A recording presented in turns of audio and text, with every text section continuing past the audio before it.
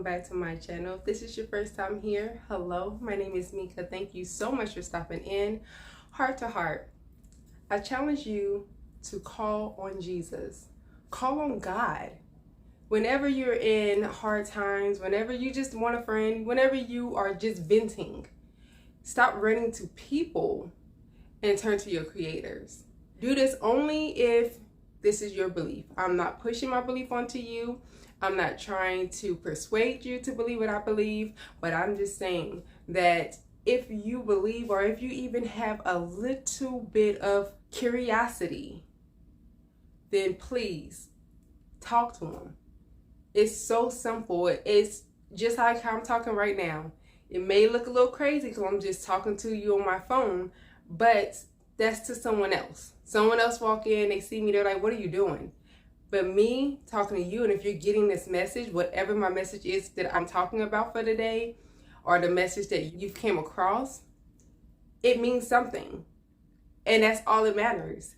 So it's the same thing when you have a relationship with God. To other people, it may look like you're crazy, you're talking to yourself, something ain't right up there, you know, whatever. Let them say what they want to say. Stop caring about what people think and care about what you know.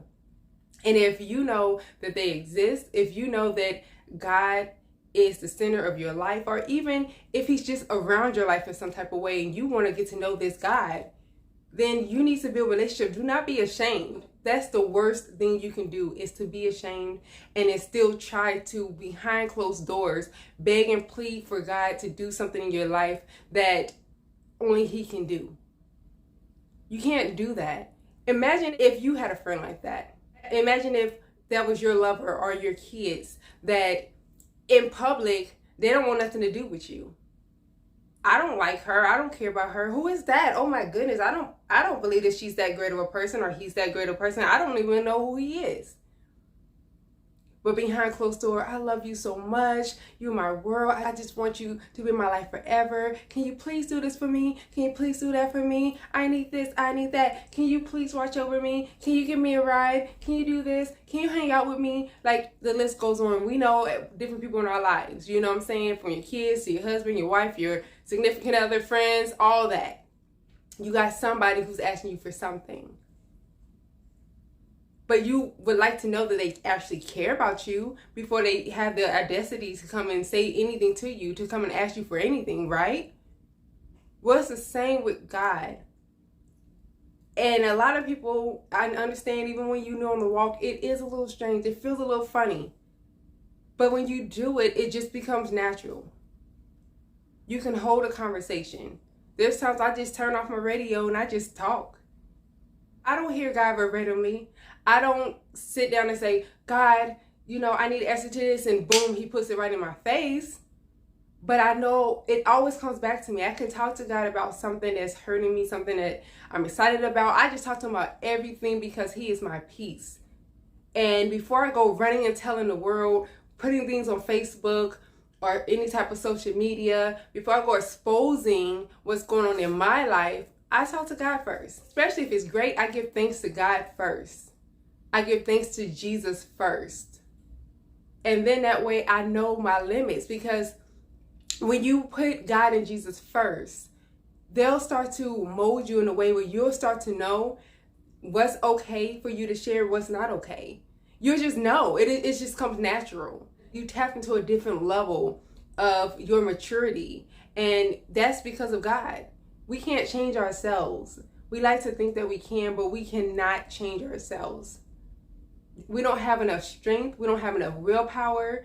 We don't have enough direction, because we cannot see into our future. We don't know what's going to happen tomorrow, but they already know. So I'm challenging you, if you believe, or even if you're curious about who they are, you want to figure out a way to get in a relationship, stop running to the Bible. I know that may sound contradictory to what I'm saying, and for Christians and, you know, believers, they're like, excuse me? I'm not saying that don't pick up the Bible. You absolutely should pick up the Bible. But stop running to the Bible to learn how to be in relationship. Because just like if you meet me or you go hang out with your friends or your family, do you have to go pick up a manual to be in relationship with me or be in relationship with someone else on any level? No, you don't. You start to know whether or not you're comfortable with this person being in your life by talking, engaging, having relationship on that level, having intimate moments, not sexual moments, intimate moments where you guys share personal things, or you guys just talk about life, talk about what makes you happy, what makes you sad, just talk about things, and you start to build that way. It's the same thing. If you are fresh in your walk, or if you're on the fence, or even if you're just not a believer, but you're like, well, maybe I'm a little curious, let me figure it out, running to the Bible will confuse you and make you run right back to the world. I promise you it will. It's done it to me several times. Because you start reading the Bible and it's just like, this is boring. I don't know what's going on. I'm confused. What does this mean? Why would they say it like that? Because your mind is like, this does not make sense. The language in this Bible is not connecting. Like, I can read it, but it's just not connecting some kind of way. It's not making sense to me. Logically, it's not making sense. And then you read some of the stories where it's like, what, this happened? And God allowed this to go on? Like, you know what I'm saying? And then it's like, wait a minute, this Bible kind of contradictive. And there are a lot of stories in the Bible that are contradictive. But get to know God and Jesus for yourself. I promise you, once I was like, you know what, I'm just going to just pray. And gave me peace in the times where I thought I had peace, but I didn't. They always start to see his hands on stuff moving in your life when you talk to him. And even if it doesn't work out the way that you want it to, he's still working. Because let's say you say, oh, I want this house. Let's say. Because I almost got a house at one point in time before I moved to Texas. When I still lived in Indiana, I was sold on this house. It was a little small ranch house. It was perfect for me and my daughter. And I just wanted a new start. I wanted to do something, you know, fresh out of a breakup. I was ready. Literally, I had the papers in my hand. Money ready. Signing the papers. My realtor, she turned to me. She said, I'm so sorry. And I was like, what happened? Like, I literally went through the whole process. I'm right there. She said someone else literally just turned in their paperwork and they have the house. And I was hurt. And I was like, God, why? It was perfect. It was in a neighborhood that was close to my job. My daughter would have still been able to go to a good school. I just didn't understand. But you can't control anything in your life. So it's better to be connected to a higher source that has your best interest in mind and not leading you to darkness. Because who would have known 2 years later, I would have been moving states and thriving. Me moving like a whole different state by myself? I thought maybe once I'm married or something, but God, he constantly shows up. And I prayed about that house. And I really thought he was saying yes because, like I said, I went through the whole process. I had the money. Everything, signing the papers. Don't run away from praying and talking to God just because you start to see things happening opposite of what you want, because it's always going to work out for your good. And when you connect yourself with God, he will show you exactly why the answer was no for that, but he always going to have something greater for you on the other side. But anyway, y'all let me know what you think. I just challenge you.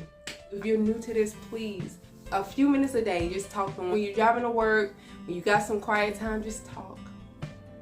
And you let me know how it works out for you. Leave me a comment. Share your testimonies if you like. If not, you can send me an email sharing a testimony. I'll share it for you without sharing any personal information.